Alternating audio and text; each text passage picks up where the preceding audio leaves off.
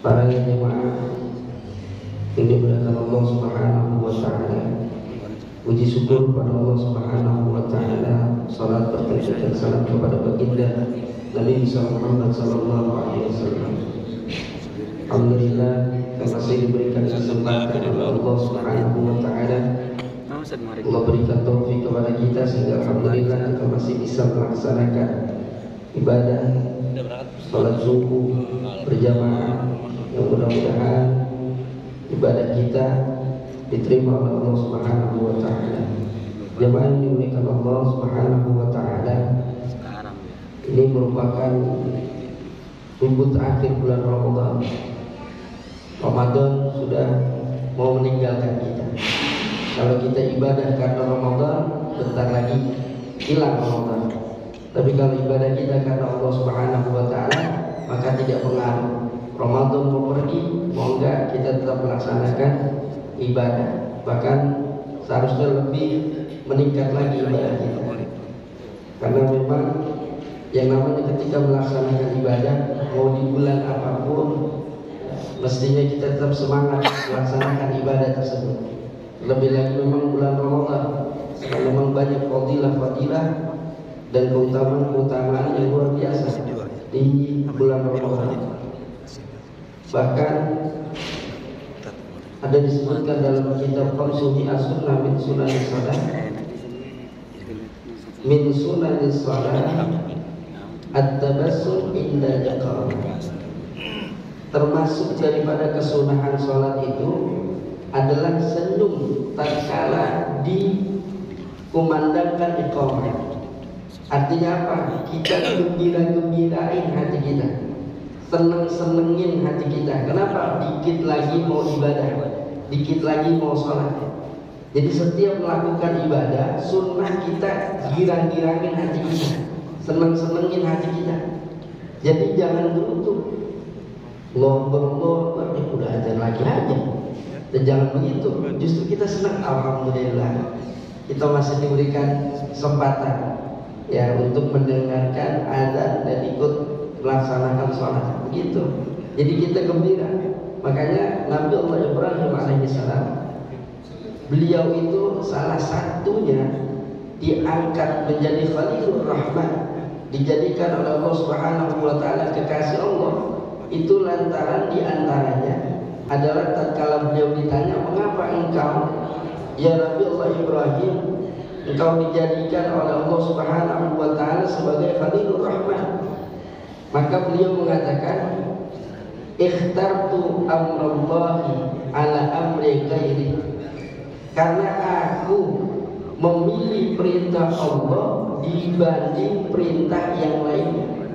Aku selalu mendahului perintah Allah dibanding perintah yang lainnya. Maka dalam riwayat beliau, khitan itu pada usia 80 tahun. Usia 80 tahun dia khitan. Kalau kita usia segitu, masya Allah, Allah udah beda. Ya ini 80 tahun karena beliau usianya panjang. Jadi nabi-nabi terdahulu itu usianya panjang. Kalau kita, ya Sayyidina Muhammad SAW usia 63, makanya umat Nabi nggak jauh-jauh dari itu usianya. Makanya kita dikasih kelebihan buat ngejar ibadahnya umat terdahulu, adanya Lailatul Qadar, ya atau malam Al-Qadar. Makanya untuk ngejar, kalau nggak itu nggak kejar. Ibadah mereka ya ada yang ribuan tahun, kita paling 63 sampai ya 70 kisarannya. Ya ada juga yang mungkin 60, jarang yang sampai 100. Itu pun ibadahnya belum tentu 100 tahun. Ya ibadahnya katakan kalau memang dari usia balik udah ibadah, ya maka paling kisaran tinggal katakan 70 kurangi 15 tahun. Maka ya sedikit waktu kita untuk beribadah kepada Allah Subhanahu wa taala. Maka ini Nabi Ibrahim dalam riwayat beliau berkhitan bil qudum. Qudum ini ada mengatakan nama tempat, ada mengatakan qudum ini adalah kampak.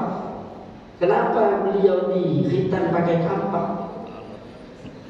Kata beliau ketika diperintah nih, dapat perintah khitan, itu beliau lagi belah pohon, ya nebang pohon pakai kapak. Datang perintah kita, maka beliau langsung, nggak pakai panjang lebar. Beliau ambil itu kapak, udah langsung aja ditetak, selesai. Kalau kita jangan iseng-iseng begitu, ya ada itu. Jadi kita beda. Kenapa beliau begitu? Akhirnya beliau ditanya, maka beliau jawab, ketika halla sabarta hatta tajidal Musa ya Ibrahim. Ya Ibrahim, kenapa enggak nunggu sebentar? Sabar aja bentaran sampai ada Musa. Musa itu pisau. Sampai ntar pisau dulu diambil, baru kita. Apa beliau bilang? Inna fi ta'khiri amrillah la'azim. Karena di dalam menunda-nunda perintah Allah terdapat dosa yang besar. Itu menurut kelas beliau. Jadi kelas para nabi itu udah menunda aja udah dosa besar. Kalau kita masih belum, selama masih ada waktunya, contohnya zuhur atau katakan subuh sampai terbit matahari habis waktu. Katakan mungkin sekarang kisaran jam 6 kurang 10 menit. Kalau kita entar-entaran sholat subuh setengah 6, kita baru sholat subuh, masih boleh, enggak jadi dosa. Karena masih sholat pada waktunya, sekalipun tidak di awal waktu, tapi masih pada waktunya. Tapi buat kelas para nabi nggak bisa begitu. Itu merupakan kesalahan yang besar. Itu namanya hasanatul abrar sayyiatul muqarrabin. Kebaikan orang-orang yang baik, kita nih yang tahajud, kita yang qiyamul lail, kita yang tadarus, itu buat orang-orang sekelas yang sudah berpangkat dia menurut Allah Subhanahu wa taala, kelas wali, kelas para nabi, itu enggak seberapa. Mungkin itu bisa jadi satu keburukan buat kalangan mereka.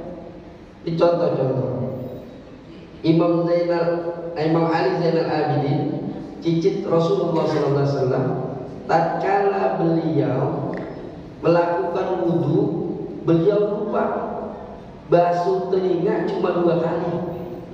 Padahal basuh telinga hukumnya sunnah. Bener gak? Basuh telinga hukumnya sunnah. Kemudian 2 kali juga sunnah. Yang afdalnya, sempurnanya 3 kali. 1 aja udah cukup, udah dapat tuh melaksanakan sunnah basuh telinga. Ya sama, kumur juga sunnah. Makanya kumur kita ketika wudhu lagi puasa nggak boleh berlebih-lebihan. Kumur sampai berlebih-lebihan, ketika ketelan batal karena berlebihan. Apalagi kumur pakai sirup, batal udah. Ya repot lagi urusan itu.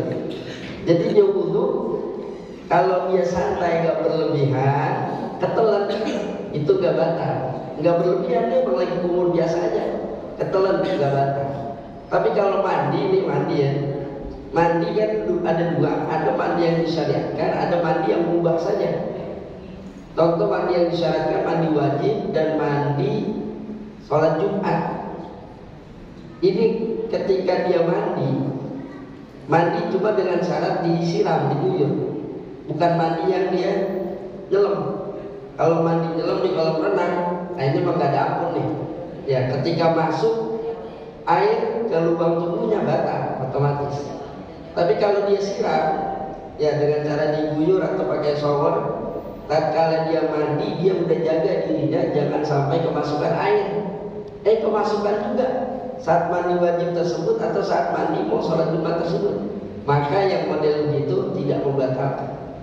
Tapi kalau mandi biasa aja, gerah kita mandi, atau sekedar buat bersih-bersih, biar kata kita udah jaga diri kita, jangan sampai air masuk. Air masuk juga ke lubang tubuh kita, maka batal puasanya. Itu hati-hati tuh. Jangan sampai kita nanti ada orang suka, aduh anak lagi mandi, nggak sengaja air masuk, nggak batal kali ya, orang nggak sengaja batal. Kenapa? Karena dia namanya sengaja. Kok bisa dibilang sengaja? Karena saat dia mandi tidak disyariatkan, sebenarnya udah sengaja dia mandi. Harusnya ntar aja mandinya, bisa habis maghrib. Itu. Jadi mandi yang biasa, biar kata udah dijaga, nggak sengaja dia kemasukan air, tetap hukumnya adalah batal. Apalagi berenang, ya berendam otomatis batal ketika air masuk ke dalam lubang tubuhnya. Nah ini Al-Imam Ali Zainal Abidin, tatkala beliau wudu cuma basuh telinga 2 kali. Begitu beliau tidur, beliau dimimpikan oleh Rasulullah SAW. Wahai cicitku, ini cicit. Jadi Sayyidina Ali bin Sayyidina Hasan ibn Sayyidina Ali. Ya, jadi bin dari binti Sayyidah Fatimah. Sayyidah Fatimah binti Sayyidina Muhammad SAW. Jadi cicit daripada Rasulullah SAW. Ya Ali, wahai cicitku, katanya engkau mau ngikutin sunahku. Kenapa basuh telinga cuma 2 kali? Padahal kalau buat kita biasa-biasa aja. Tapi buat beliau kaget, beliau bangun langsung. Beliau ganti itu langsung wudhu sempurna. Kemudian beliau ganti 1 basuhan tadi dengan sholat 1000 rakaat. Sholat sunnah 1000 rakaat. Kalau kita biasa aja, salahnya di mana? Tapi buat kelas mereka salahnya luar biasa. Ini kayak yang dialami oleh Nabi Allah Adam. Pada Nabi Adam makan buah, tapi sampai kesalahannya dianggap luar biasa sampai dipindahkan dari surga ke dunia. Itu modelnya seperti itu. Kayak dulu satu lagi nih contoh, Syekh Syaiban, murid daripada Al-Imam Syafi'i. Ada dalam riwayat beliau teman diskusi Imam Syafi'i. Syekh Syaiban ditanya oleh Imam Ahmad bin Hanbal, ya Syaiban, kalau sholat bilangannya 4 rakaat, tapi lupa kita sholat nih 3 apa 4, itu bagaimana? Apa kata beliau? Sama aja kayak itu pada 3 atau 4, yakni ambil yang 3, entar tambahin lagi 1, kemudian sebelum salam sunnah sujud sahwi 2 kali. Sama. Cuma kalau buat saya beda, kata Syekh Syaiban. Kalau saya melakukannya adalah 3 atau 4, saya ambil sama, tetap 3, tambahin 1, kemudian nanti sebelum salam sujud 2 kali sebagai sujud sahwi. Nah nanti setelah itu besoknya saya ganti itu dengan puasa 40 hari berturut-turut. Kenapa? Karena saya udah lalai dalam sholat. Itu. Kalau kita memang sering, ya emang sering begitu. 3 atau 4, 3 atau 4 ya. Jadi beda kita kelasnya. Nah ini kelas Nabi Ibrahim, ketika beliau menunda perintah Allah, itu berasa adalah sebuah dosa besar. Oleh karena jamaah yang dimuliakan Allah Subhanahu wa taala, kita upayakan untuk tetap semangat ibadah, melaksanakan apa yang kita mampu daripada perintah Allah Subhanahu wa taala. Karena ini nanti yang bisa mengantarkan kita kepada surganya Allah Subhanahu wa taala. Dan selain itu yang bisa mengantarkan pula yakni di salamati sudur wa sakhawatin nufus wa birahmah bil muslimin. Yang pertama, dia selamat hatinya. Artinya apa? Terbebas dari kedengkian terhadap sesama, terbebas daripada kebencian dan lain sebagainya. Pokoknya hatinya bersih, hatinya cakep, nggak ada suudzon, nggak ada sangka buruk kepada orang lain. Ya sangka buruk ini boleh, artinya curiga ketika ada qarinah mu'tabarah, ada bahasa kita apa? Indikasi kuat untuk dicurigai itu boleh. Ada orang di rumah tetangga kita lingu naik pagar tengah malam jam 2, lingu naik pagar manjat. Yang kayak begitu mah jangan husnuzon. Wah mungkin saudaranya kali kemalaman pulang.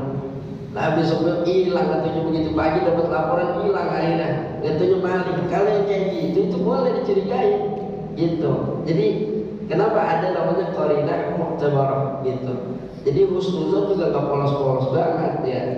Kemudian wasakhawatin nufus, baik terhadap sesama. Apalagi kesempatan kita nih, ada makanya ada zakat dan lain sebagainya, itu belajar kita untuk berbagi. Kalau zakat terserah atau infak terserah membagikannya, cuma yang bagus itu adalah kepada kerabat dekat yang tidak wajib dinafkahi. Itu dulu tuh ketika memberikan sedekah, memberikan zakat ya, terutama zakat ya, zakat maka yang tidak wajib dinafkahi. Yang penting dia nggak wajib dinafkahi, kerabat dekat bagi. Itu lebih utama, lebih afdal. Kalau kita bingung, ya udah serahkan sama panitia, nanti panitia yang mengatur kepada mustahik yang memang orang-orang layak diberikan zakat gitu. Jadi berbuat baik, termasuk kepada istri berbuat baik, kepada anak berbuat baik, apalagi mau menjelang Lebaran, beli pakaian, beli. Kalau memang itu yang penting, senang istri kita beli, emas beli. Dulu Imam Ibnu Hajar begitu, duitnya nggak ada, tapi karena istrinya minta emas, diupayakan tuh. Padahal beliau dalam keadaan susah, tapi istrinya minta beli emas, ya udah, siap dah, kata Imam Ibnu Hajar, ntar malam ikut saya. Malam-malam, akhirnya setelah sholat tahajud diajak istrinya, kemana? Ke sumur. Ke sumur, akhirnya itu sumur ditimba. Begitu ditimba, 1 ember isinya emas, 2 ember, akhirnya sampai 3 ember isinya emas. Kata Imam Ibnu Hajar, nih ambil emas 3 ember, tapi cerai. Waduh, berat. Udah 2 ember aja, bang, 2 ember enggak, 3 ember tapi cerai. Ya udah, akhirnya kata istrinya, bang, saya udah lihat karomah abang, masa gara-gara emas aja saya harus bercerai sama abang? Enggak bang, saya mendingan bersama abang, sekalipun nggak punya emas, sekalipun hidup apa adanya, yang penting bersama abang. Tuh. Makanya kalau istri minta beli emas, aja ke sumur. Jangan cemburin. Jadi walhasil berbuat baik tuh, zakhawatul nufus itu bisa menyelamatkan orang dari siksanya Allah dan akan Allah tempatkan ke dalam surga. Kemudian berkasih sayang kepada sesama kaum muslimin. Nah, oleh karenanya jemaah yang dimuliakan Allah Subhanahu wa taala, di penghujung Ramadan ini kita tetap berupaya bersemangat ibadah kepada Allah Subhanahu wa taala dan belajar untuk berbagi. Insyaallah dengan demikian kita menjadi apa yang menjadi tujuan puasa, yakni menjadi orang-orang yang bertakwa kepada Allah Subhanahu wa taala. Mudah-mudahan kita termasuk dalam golongan orang tersebut dan kita masuk dalam surganya Allah Subhanahu wa taala. Amin ya rabbal alamin. Mohon maaf atas segala kekurangan. Wallahu muwaffiq ila aqwamit thoriq. Assalamualaikum warahmatullahi wabarakatuh.